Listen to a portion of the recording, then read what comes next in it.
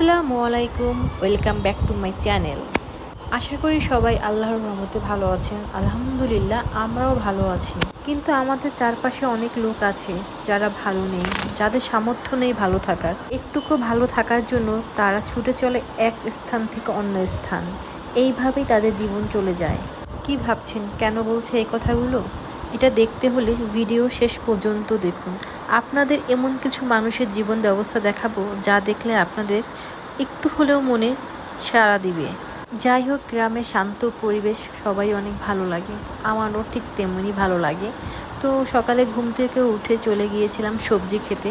এখানে আমরা বিভিন্ন ধরনের সবজি লাগিয়েছি, তাও সব টাটকা টাটকা এবং ফরমালিন মুক্ত সবজি।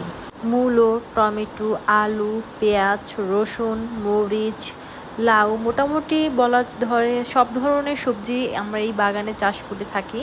এখানে সকালবেলা চলে আসছি, আপনাদের সবাইকে দেখানোর চেষ্টা করছি।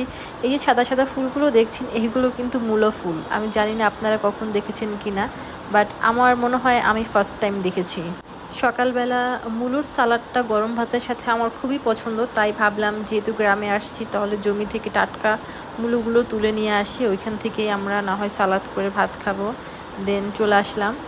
আসলে সকালবেলা এই জায়গাটায় এসে আমার মনটা অনেক ভালো হয়ে গিয়েছিল, কারণ ফ্রেশ ফ্রেশ সব কিছু দেখতে পেয়ে আমার তো মোটামুটি মাথায় নষ্ট।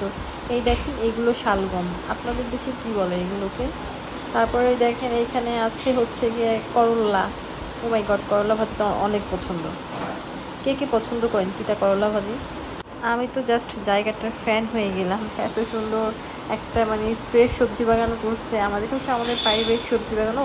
এখানে কিন্তু হচ্ছে আপনার ধনিয়া পাতা, তারপরে হচ্ছে পালং শাকটা ছিল, কারণ এই ভিডিওটা হচ্ছে গিয়ে শীতের সকালে করা ছিল। সবাই মোটামুটি করে শীতের জন্য আমরা শীতের ড্রেস ট্রেস পরে গিয়েছিলাম। এই তো বিলাই কতগুলো হচ্ছে মূলো তুলো নিয়ে চলে যাচ্ছে।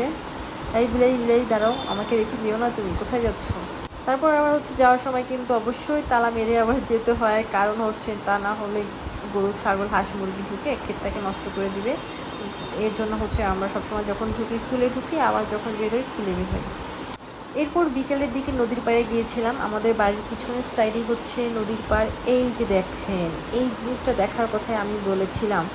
এই যে মানুষগুলো যাযাবর, যাদেরকে বলা হয় বেদে, আমাদের আঞ্চলিক ভাষায় একে গারুনি বলা হয়। আপনাদের আঞ্চলিক ভাষায় কী বলা হয় আমি সঠিক জানি না, বাট কমেন্ট বক্সে জানাবেন তাদের দেশে কী বলা হয় এগুলোকে।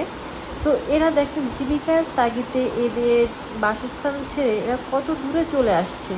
আসলে আমি যখন ভাবি তাদের জীবনযাত্রা দেখি, আমি জাস্ট সারপ্রাইজড হয়েছি যে মানুষ কতটা পরিশ্রম করতে পারে, তাদের দেখলে বোঝা যায়। তারপর হচ্ছে আপনার আরও কিছু দিক আছে, যেমন ওরা কিন্তু একা আসে না, ওদের সাথে অনেক পশু পাখিও আমি দেখেছি ওরা একসাথে নিয়ে আসে। এই ঝুপড়ির ঘরের ভিতরে ওরা একসাথে এতগুলো করে মানুষ থাকে, যেটা দেখলে আসলে কি বলবো, এসব কিছু বলার থাকে না। সাথে তো রান্না বান্না জিনিসপত্র, পশু পাখি দিয়ে কাপড় চোপড় অনেক কিছু। সবথেকে মর্মান্তিক বিষয় হলো, ওরা যখন আসছে এখানে অনেক বৃষ্টি হয়েছিল। তো বৃষ্টির সময় যে কী অবস্থা হয়েছিল এদের রাত্রেবেলা, এরা টোটালি ভিজে গিয়েছিল। দেন আমাদের এলাকাবাসীরা সবাইকে সেই রাত্রেবেলা ওদের মোটামুটি করে উদ্ধার করেছিল।